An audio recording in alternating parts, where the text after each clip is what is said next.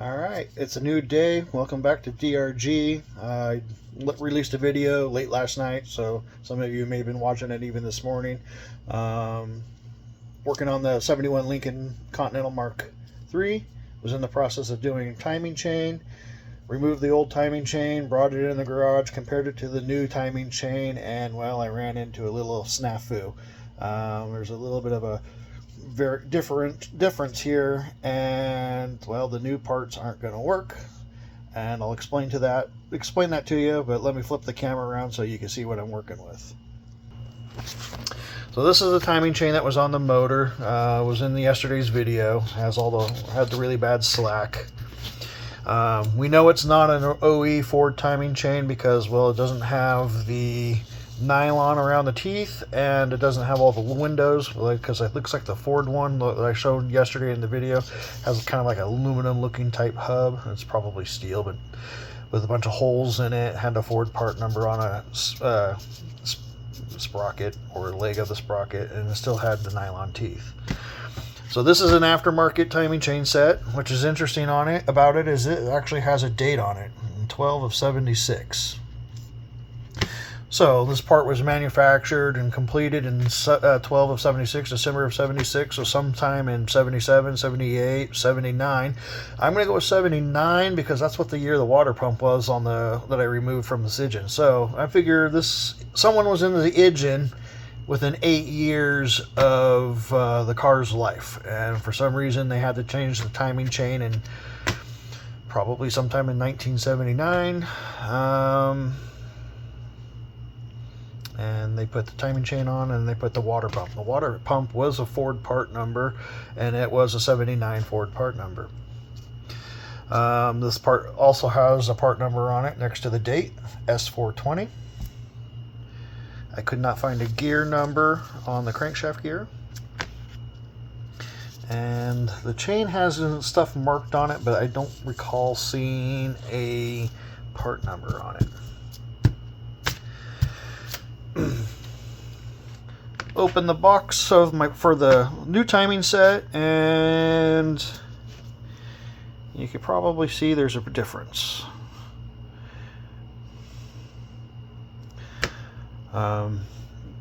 Me building on a budget, I shopped the clearance sections at Rock Auto. Rock Auto had, go to the catalog, which isn't all fancy and flashy like a lot of the other auto part place catalogs, but their prices are a lot cheaper. You do have to pay for shipping, but usually the competitors, the local auto part stores that do their online sales for online orders only, usually have to be about a 30% discount to be the same price as Rock Auto, even with paying with Rock Auto shipping. So that gives you an idea. I am saving 30% just on regular parts, not even including about this clearance section. This clearance timing chain set was SA gear. The part number was 73037. It was listed for a 71 Lincoln Continental Mark III with a 460. And when it showed up, there's the part number. Whoops. SA gear, part number. It showed up in a Black Ice Emporium parts box, which was less than thrilling. Apparently, AutoZone pulled a bunch of non-selling part numbers from their stores, and Rock Auto was the highest bidder, and all the clearance stuff ships from Texas. And this is where Rock Auto comes in handy, because this was $9.80. There was like $13, $14 shipping.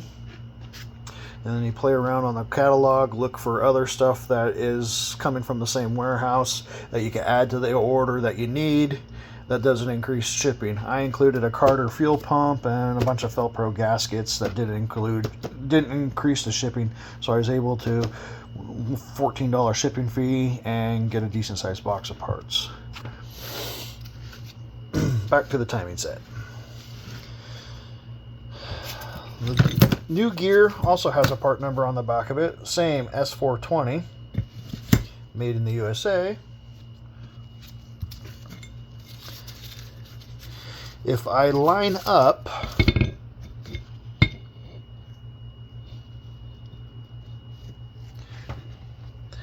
the dowel pin hole to the dowel pin hole of the one below it,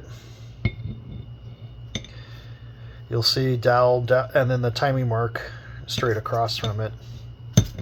Timing mark straight across from it.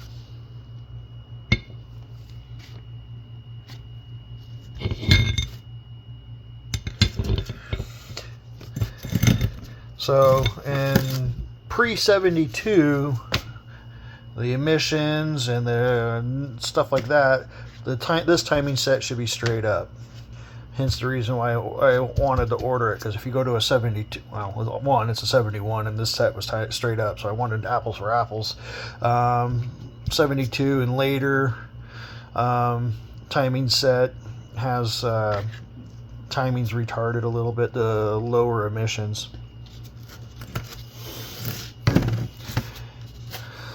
Crank has a S493 part number on it, down here in this lower corner.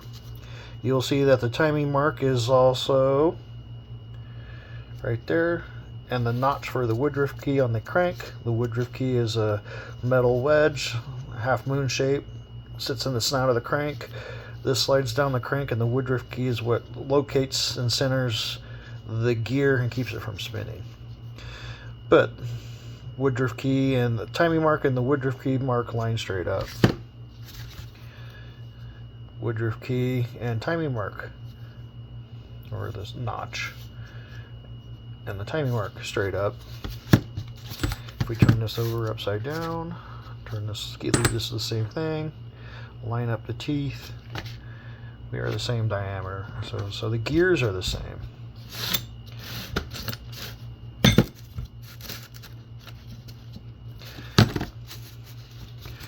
Alright, so what we know is the gears are the same. Our difference, where and why this doesn't fit, is the chain. Start counting links. Easiest way to count is just to count the links on the ends that you can see, and then multiply it by 2, because you have the internal link inside that also counts. So I counted the outside links, starting like up here, worked my way around, came back. I got 24 on this one. So 24, this becomes 48 links. Count on this one, same thing. Count all the way around, came up with 26, and this is 52. So I jump on Rock Auto. I mean, the nice thing about Rock Auto is their catalog lists just the crank sprocket, lists just the crank sprocket, lists just the chain. And then they also list everything in a kit, which this is the kit number. So jump on right back on the Rock Auto. Look up 71 Lincoln Continental Mark III. Pull up the timing chain. Just go to just to the timing chain. Timing chain. This part number on the timing chain is supposed to be a like a C491. Melling uses the same part number. Melling, you could click on the little info button on the Rock Auto website and gives you more information. The Melling has the exact same part number of 491, and then down in the more information down on the bottom, it tells you the length of the chain, and it tells you the number of links. The number of links for 491 is supposed to be 52, and it's like 12.65 inches long.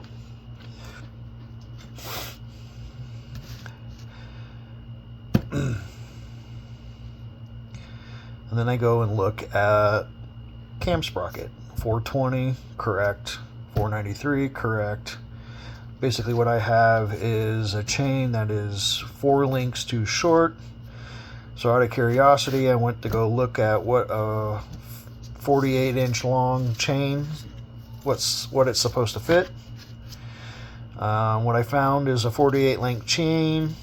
Fits an FE 390, 360, 352, probably the 427, the 428. But the sprockets were different. But that also led me to a possible match of this chain may also work on a 351 Cleveland. So I go look up a 351 Cleveland, same cam sprocket, same crank sprocket, chain of like 493 part number, or maybe this is supposed to be a 493 and this is a 491. I don't remember anymore, but basically the chain for a 351 Cleveland is 48 links. And then this may actually, so this whole entire timing set is actually for a 351 Cleveland. So somewhere, I don't know if it was being packaged from an SA gear box to an AutoZone box, and they got it crisscross mix-matched into the wrong kit in the wrong box. So, or some counter guy somewhere put it in the wrong box. So it could be somewhere along the line a mistake was made, and the wrong timing chain set made it into the box with the correct part number. For those of you that use Rock Auto like I do, you'll know that returning stuff to Rock Auto is sometimes a pain in the butt because they expect you to pay shipping to send it back. Well, if shipping was $14, $14, and the part was only $10, what's the point of shipping it back? Problem is depending on how you return it, you may or may not have to pay for shipping.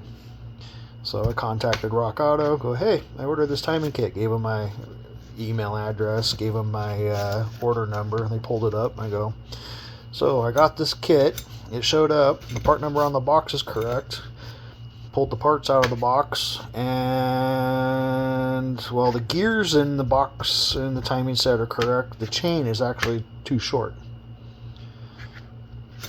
And they're like, asked if there was any numbers on it, and I'm like, unfortunately no, there's no numbers on the chain. It does say made in the USA, but there's no numbers on the chain, and it doesn't look like it was ever installed or ever taken out of the box. It's just, and the box was all nice and clean until I got my fingerprints all over it.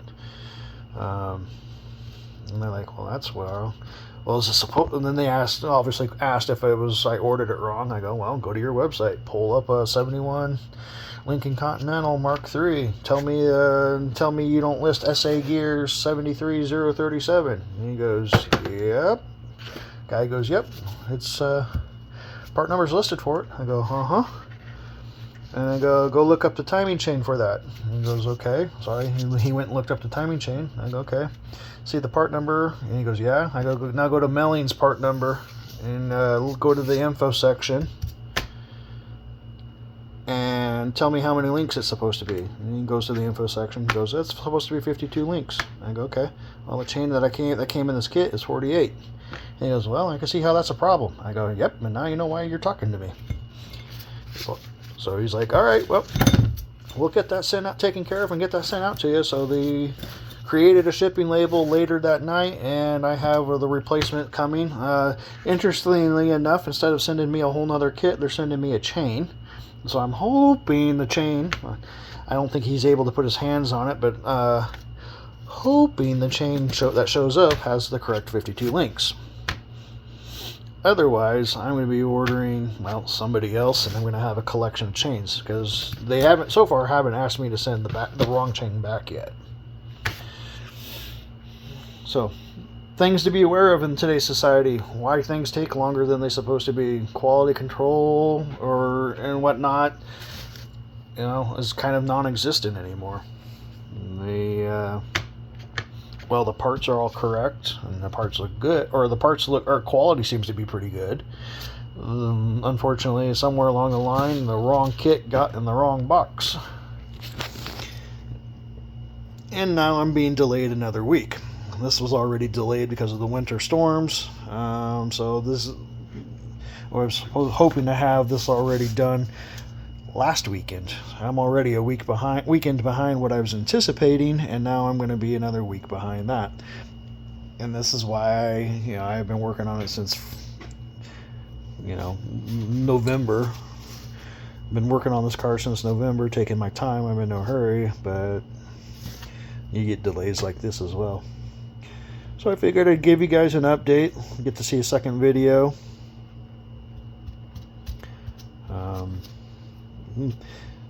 sometimes saving money and bites you in the butt. It's a risk you're going to be willing to take, and be aware that stuff's going to happen. You're going to run into delays. Things aren't going to go the way you want it to go. Hell, they seldom do for me. But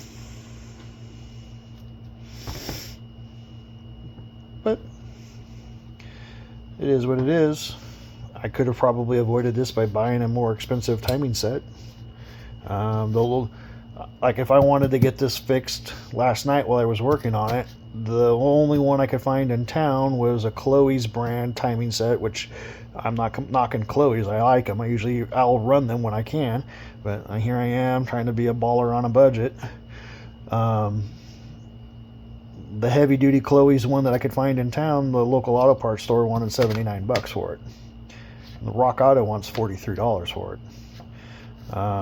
Shipping on that, $43 plus another $13 shipping for it, puts that thing at $56 before sales tax. I'm still $20 cheaper, 20 some dollars cheaper than the local auto parts store.